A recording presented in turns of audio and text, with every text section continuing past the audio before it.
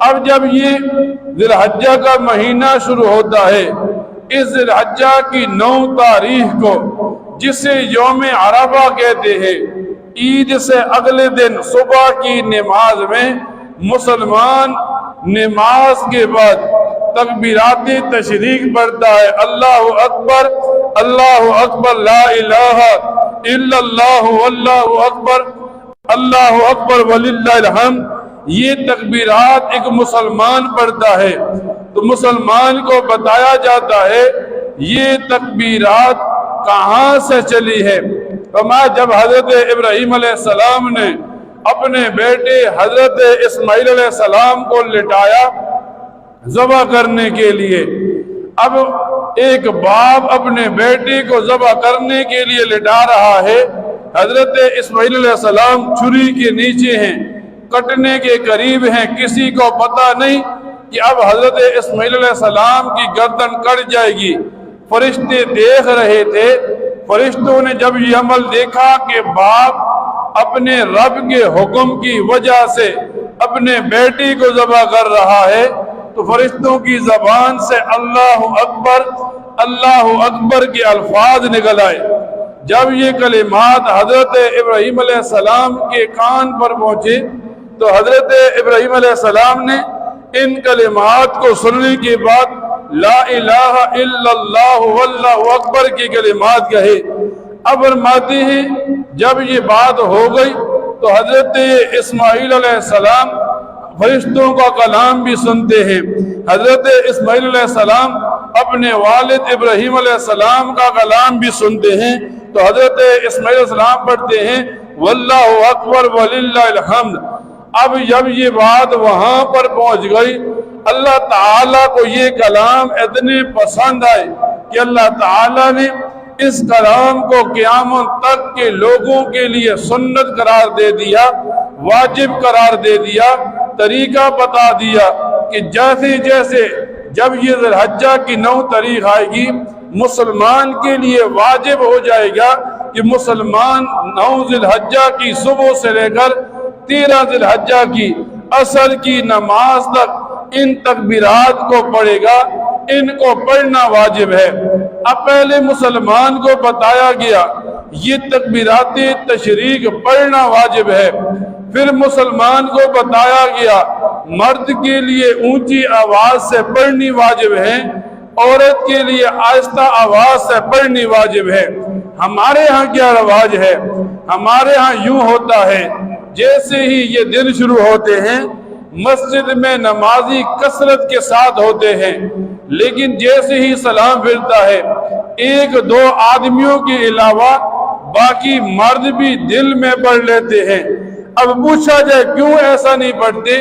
شرم کی وجہ سے نہیں پڑھتے، کسی اور وجہ سے نہیں پڑھتے۔ حالانکہ جب مسجد میں 2 آدمی ہوں دنیا کی باتیں شروع کر دیں، ایک دوسرے سے احوال پوچھنا شروع کر دیں، 2 آدمی دنیا کی باتیں اتنی اونچی آواز سے کرتے ہیں کہ باقی پوری مسجد کی نمازیوں کی نماز خراب ہوتی ہے۔ اب وہاں پر شیطان خوش ہو رہا تھا، اس مسلمان کو احساس نہیں ہوا، اور یہاں جب اللہ تعالیٰ نے حکم دیا یہ تکبیرات کو اتنا اونچا پڑھو کہ قریب والے 2-4 آدمیوں تک تیری آواز پہنچے تو مسلمان شرما گیا، یا مسلمان کو آتی نہیں، یا مسلمان نے اپنی طبیعت کے خلاف سمجھا۔ حالانکہ شریعت دین اسلام تو دین فطرت ہے، اور شریعت جب کوئی حکم دیتی ہے تب ہی دیتی ہے تاکہ مسلمان کی مغفرت کا کوئی سبب بن جائے، کوئی بہانہ بن جائے۔ ہمارے ہاں معاشرے میں یہ ناسور پھیلتا جا رہا ہے۔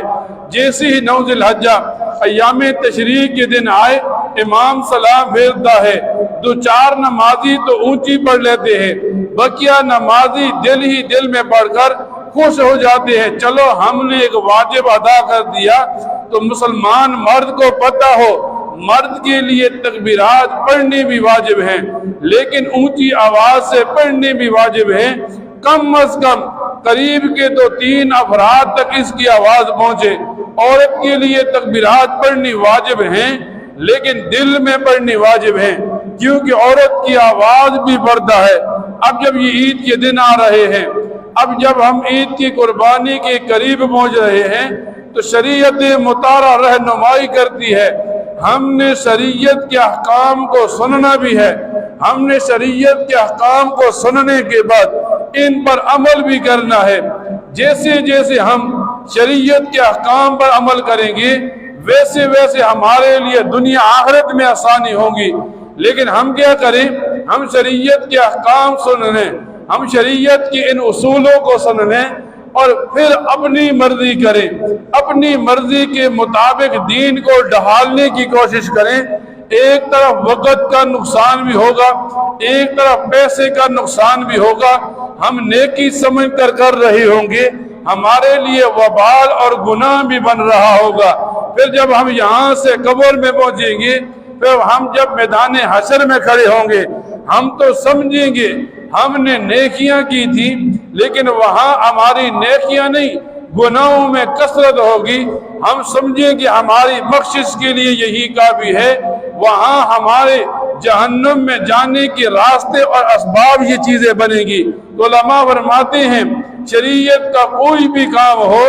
اس شریعت کے کام کو سیکھنا ہے، پھر اسے ویسے کرنا ہے جیسے نبی کریم صلی اللہ علیہ وسلم نے اپنے صحابہ کو سکھایا۔ جب ہم ویسا عمل کریں گے، سیکھ کر کریں گے، دنیا میں آسانیاں تو ہوں ہی گی، جب ہم قبر میں پہنچیں گے، جب ہم میدان معاشر میں پہنچیں گے، یہ نیکیاں ہمارے نامہ اعمال کو بھی بھر دیں گی اور ہمارے لیے نجات کا بھی ذریعہ بنے گی۔ اللہ تعالیٰ سے دعا کیا کریں، اللہ تعالیٰ ان باتوں کو سننے کے بعد ان پر عمل کرنے کی توفیق عطا فرمائے۔ وآخر دعوانا الحمدللہ رب